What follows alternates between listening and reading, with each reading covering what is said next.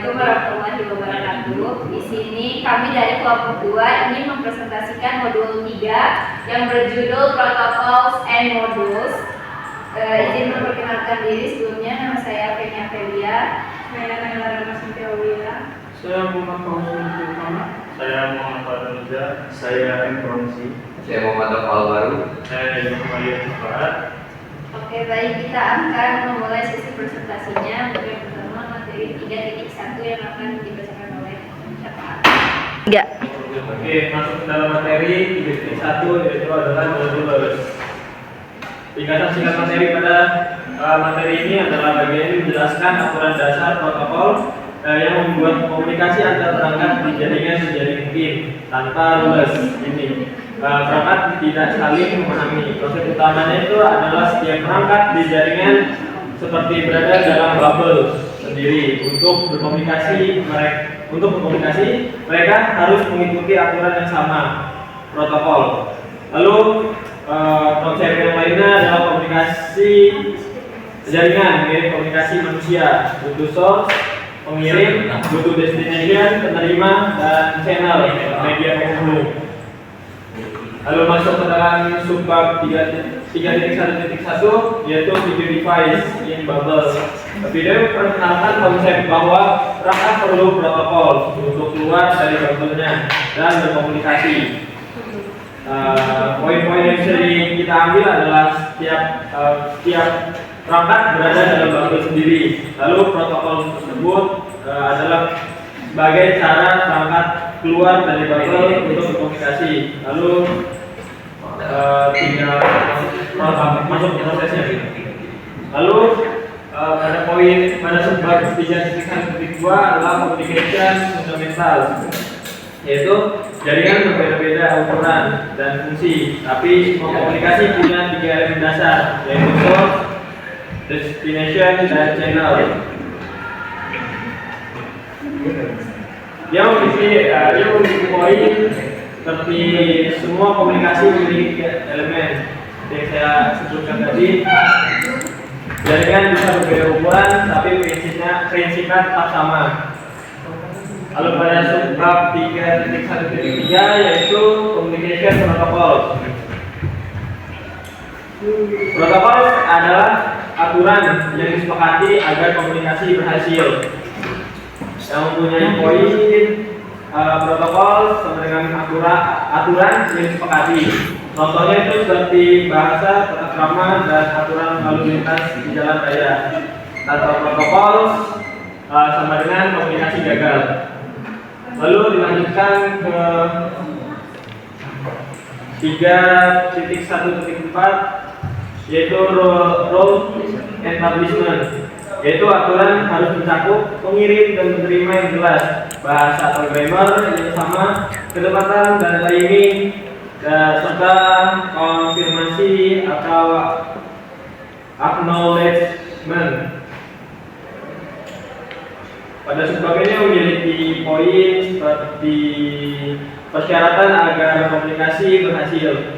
1. Pengirim dan penerima yang jelas. 2. Bahasa atau grammar yang sama. 3. Kecepatan dan timing. Lalu yang 4 adalah konfirmasi. Lalu pada subbab 3.1.5 yaitu network protocol equipment. Ini sama aja kayak persyaratan protokol dalam jaringan.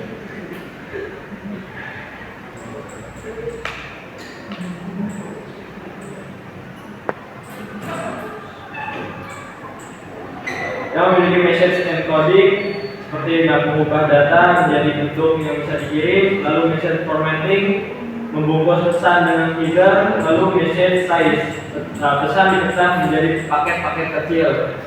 Lalu masuk ke subbab selanjutnya adalah message encoding.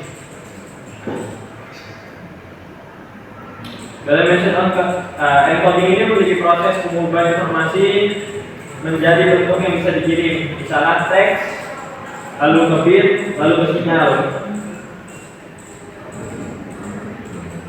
Message timing itu kayak seperti aturan kecepatan, jeda, dan konfirmasi. Lalu message delivery option itu unicast satu ke satu, broadcast satu ke semua, ataupun multicast satu ke satu atau grup. Lalu dilanjutkan pada bab selanjutnya adalah message formatting and encapsulation.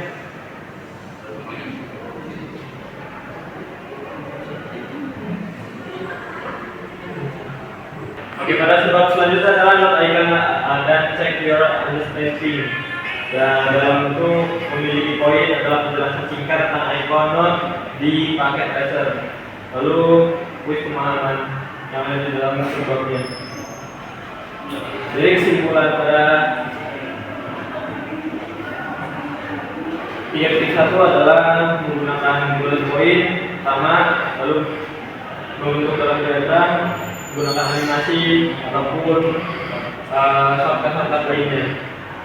Dari selanjutnya akan dibacakan oleh kawan saya. Baik, di bagian ini saya akan membahas tentang protokol, yaitu aturan dalam komunikasi jaringan. Yang pertama ada network protocol overview. Jadi network protokol itu adalah aturan yang digunakan supaya perangkat dalam jaringan bisa saling komunikasi.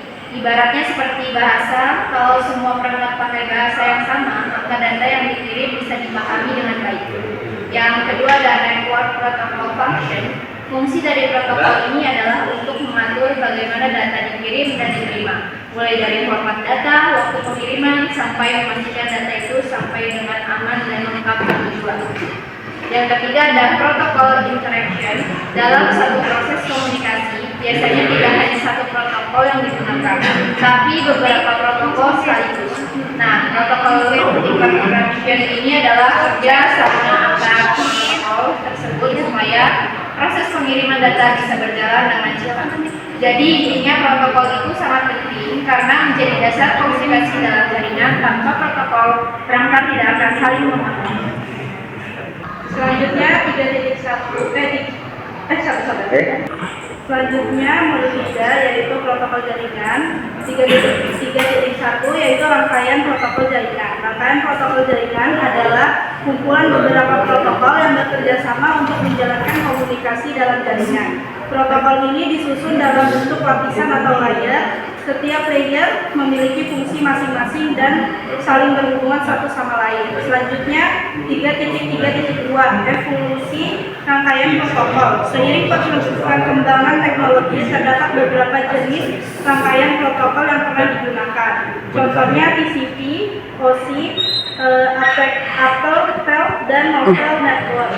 Dari semua itu TCP atau IP menjadi standar utama karena lebih fleksibel dan banyak digunakan. Selanjutnya 3.3.3 contoh protokol TCP atau IP. Dalam model TCP atau IP terdapat beberapa protokol di setiap lapisan. Contohnya pada lapisan aplikasi ada HTTP, pada lapisan transport ada TCP, dan pada lapisan internet ada IP, dan yang terakhir pada akses jaringan ada Ethernet atau WLAN.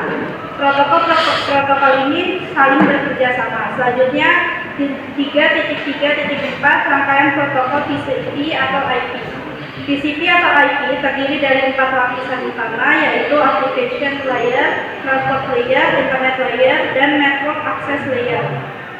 Selanjutnya 3.3.5 proses komunikasi TCP atau IP. Proses komunikasi pada TCP atau IP melalui beberapa tahap, yaitu enkapsulasi, yaitu data dibungkus dari layer atas ke bawah. Selanjutnya data dikirim melalui jaringan, dan yang terakhir dekapsulasi, yaitu data dibuka kembali di sisi penerima. Contohnya saat server mengirim halaman web ke klien, lalu klien menampilkannya di browser. Oke, selanjutnya ada 3.4 standar jaringan. 3.4.1 open standar. Open standar adalah standar yang digunakan dalam industri, termasuk jaringan, agar perangkat ini berbagi faktor dapat saling bekerja, interoperability, dan banyak faktor yang membuat perangkat mereka harus mengikuti standar yang sama. Standar ini dikembangkan oleh organisasi standar internasional dan memiliki beberapa manfaat. Yang pertama, mendorong kompetisi, tidak ada monopoli. Yang kedua, mendukung inovasi. Dan yang ketiga adalah menjamin perangkat dari vendor berbeda tetap bisa terhubung. Contoh nyata saat memilih router wireless, perangkat dari berbagai vendor tetap bisa digunakan karena mengikuti standar seperti IP, PIM4, dan IP PIM6. Selain itu, open standard memungkinkan sistem operasi berbeda, misalnya Apple dan Linux. Tapi bisa saling berkomunikasi karena menggunakan protokol sama, TCP atau IP. Organisasi standar biasanya vendor netral dan menyediakan spesifikasi terbuka. Kadang standar dibuat dari nol atau berasal dari protokol properti. Di 3.4.2 Internet Standar, berbagai organisasi memiliki tanggung jawab dalam mengembangkan dan mendukung standar internet TCP atau IP. Yang pertama ada ISOC, Internet Society, mempersiapkan pengembangan dan menggunakan internet secara global. Yang kedua ada IAB atau Internet Architecture Board, mengawasi arsitektur teknis dan mengelola standar internet. Yang ketiga ada IETF atau Internet Engineering Task Force, mengembangkan protokol internet dan membuat dokumen standar yang disebut RFC. Lalu ada IRTF, Internet Research Task Force, fokus pada penelitian jangka panjang terkait teknologi internet. Selain itu juga ada ICANN, mengatur alamat IP dan nama domain, dan ada IANA, mengelola alokasi alamat IP, domain, dan identifier protokol. Semua organisasi ini bekerja sama untuk memastikan internet tetap terbuka dan dapat digunakan secara global. Materi selanjutnya ada 3.4.3 Electronic dan Communication Standard. Organisasi lain fokus pada standar komunikasi yang seperti ini untuk mengirim data melalui media kabel atau kabel. Contohnya ada IEEE atau Institute of Electronical and Electronic Engineers. Organisasi besar yang membuat standar jaringan seperti 802.3 atau Internet dan 802.11 atau Wi-Fi. Selanjutnya ada EIA atau Electronic Industry Alliance, standar kabel, konektor, dan rack, misalnya rack 19 inch. Dan ada TIA atau Telecommunication Industry Association, standar komunikasi seperti port IP, jaringan seluler, dan lain-lain. Dan ada ITU-T, Internet Telecommunication Union Telecommunication Standardization Sector, organisasi global yang menetapkan standar komunikasi seperti DSL, IPTV, dan video converter. Organisasi ini memastikan data dapat dikirim sebagai sinyal elektronik secara efisien. Materi selanjutnya ada 3.4.4 atau Research Networking Standard. Bagian ini adalah kegiatan praktek lab untuk memahami lebih dalam organisasi standar. Jadi yang ini tidak perlu dijelaskan karena adalah praktek. Materi selanjutnya adalah 3.4.5 juga cuma tulis, jadi tidak perlu dijelaskan. Selanjutnya materi yang dibacakan oleh kawan saya. Kita akan ke 3.5 reference model. Jadi reference model referensi adalah cara untuk menggambarkan bagaimana proses komunikasi data dalam jaringan komputer berlangsung. Karena proses ini tidak bisa dilihat secara langsung, maka digunakan model berlapis layer agar lebih mudah dipahami. Dengan adanya model ini, kita bisa mengetahui apa yang terjadi pada data dari saat dikirim sampai diterima, serta siapa yang bertanggung jawab di setiap tahap. Selanjutnya ada 3.5.1 The benefit of using a layer model. Model berlapis membagi proses jaringan menjadi beberapa bagian layer, di mana setiap layer memiliki fungsi tertentu. Untuk manfaat terutama yang tersendiri yaitu mempermudah desain protokol karena tiap layer punya tugas spesifik, interoperability, kompatibilitas perangkat dari vendor berbeda tetap bisa saling terhubung. Fleksibel, perubahan di satu layer tidak mempengaruhi layer lain. Setelah itu ada standarisasi komunikasi, semua orang menggunakan acuan yang sama. Lalu selanjutnya ada 3.5.2 The OSI Reference Model. OSI adalah model referensi yang terdiri dari 7 layer, digunakan untuk menjalankan proses secara jaringan detail, bersifat teori. Layer OSI dan fungsinya. Yang pertama yaitu adalah fisikal, mengirim sinyal melalui kabel listrik gelombang. Yang kedua adalah data link, mengatur pengiriman data dalam bentuk frame. Setelah itu ada network, yaitu menentukan jalur terbaik routing. Selanjutnya ada transport, menjamin data sampai dengan benar atau error checking. Setelah itu ada session, mengatur sesi komunikasi mulai, jalan, dan selesai. Presentation, mengubah format data, enkripsi, dan kompresi. Selanjutnya ada application, yaitu berinteraksi langsung dengan user, browser, email. Setelah itu, contoh saat kamu buka website, application, kamu klik browser, transport, data dipecah dan dikontrol, network menentukan jalan ke server, physical dikirim lewat kabel dan internet. OSI membantu kita memahami semua proses itu secara lengkap.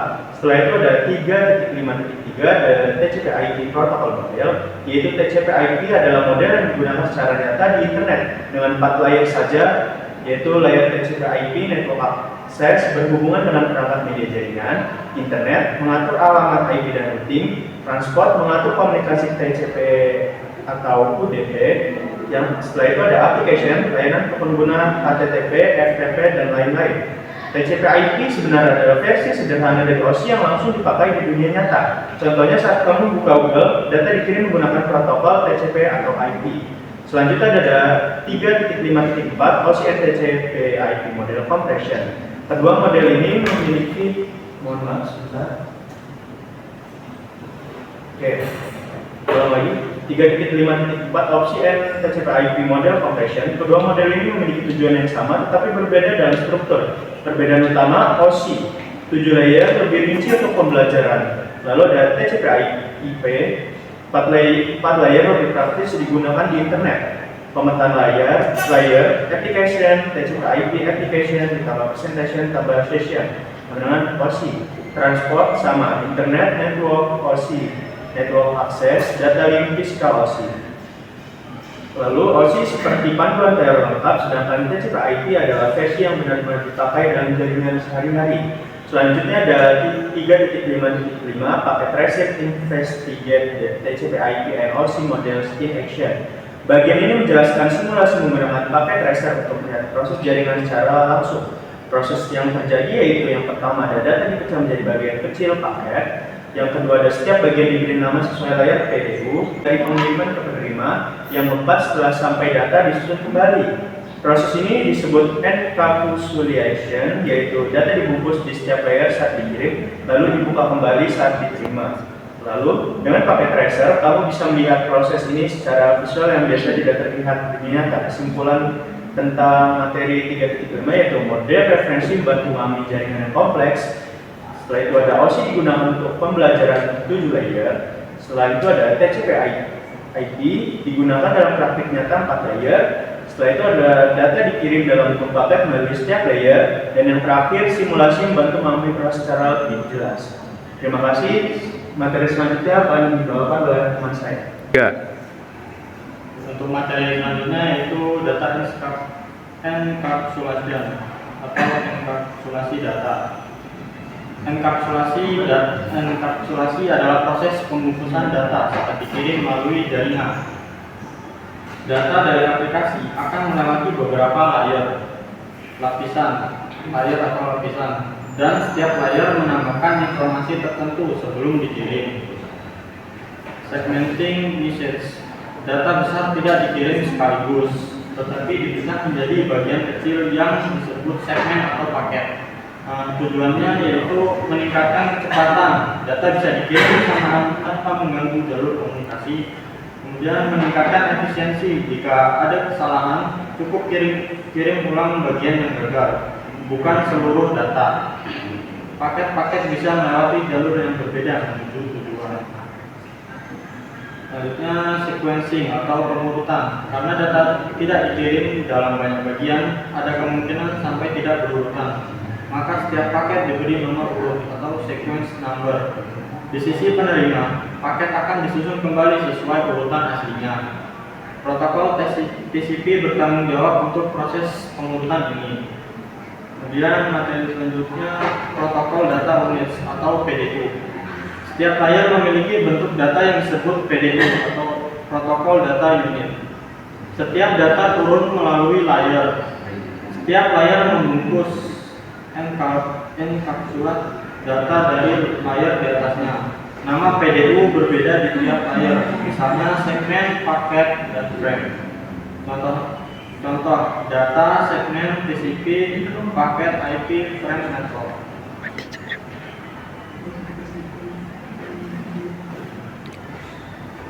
Materi selanjutnya yaitu encapsulation example, contoh enkapsulasi. Proses enkapsulasi berjalan dari layer atas ke bawah. Data dari layer atas dianggap sebagai isi oleh layar bawah. Contohnya, segmen TCP menjadi data di dalam paket IP. Proses ini terjadi saat server mengirim data ke klien, misalnya saat membuka web. Materi selanjutnya, the encapsulation example adalah proses kebalikan dari enkapsulasi yang terjadi pada perangkat penerima. Mekanisme kerjanya, perangkat penerima menghapus satu atau lebih header protokol dari data yang diterima. Alur proses, data dienkapsulasi saat bergerak naik melalui tumpukan protokol atau stack menuju aplikasi pengguna akhir dari lapisan bawah ke lapisan atas. Materi selanjutnya akan disampaikan oleh rekan saya. Selanjutnya saya akan menjelaskan materi 3 halaman petunjuk. Untuk pesan harus dibagi menjadi bagian kecil segmen dan beri alamat yang benar agar bisa sampai ke tujuan lapisan jaringan network. Network layer bertugas mengantarkan paket data dari sumber ke tujuan akhir yang menggunakan alamat IP, sedangkan lapisan tautan data link layer bertugas mengirimkan data antar perangkat fisik. Kita bisa melihat lalu lintas data ini menggunakan alat bantu bernama website. Dan yang materi selanjutnya itu fungsi alamat. Lapisan jaringan mengirim paket IP ke tujuan akhir bisa di jaringan lokal atau jauh. Yang kedua yaitu lapisan tautan data mengirim frame antara perangkat NIC yang berada di jaringan yang sama. Tugas setiap lapisan fisik mengatur bit, waktu, dan sinkronasi. Tautan data menambahkan alamat fisik dan tujuan jaringan, menambahkan alamat logis, asal dan tujuan. Dan transport menambahkan nomor, port, asal dan tujuan. Dan materi selanjutnya itu alamat IP. Adalah alamat logis adalah lapisan 3 yang digunakan untuk mengirim paket dari sumber asli ke tujuan akhir. Setiap paket berisi alamat IP, sumber alamat, perangkat mengirim data, alamat IP, tujuan, yaitu alamat yang perangkat yang menerima data. Alamat IP terdiri dari kode jaringan awalan yang sama untuk semua perangkat di lokasi yang sama dan bagian host antarmuka yang unik untuk mengidentifikasi perangkat spesifik subnet NAS. Untuk spesifik lain berfungsi memisahkan kedua bagian tersebut. Mungkin sekian. Segitu saja presentasi dari kami, kurang lebihnya kami mohon maaf. Kami akhiri. Wassalamualaikum warahmatullahi wabarakatuh. Bye bye. Bye.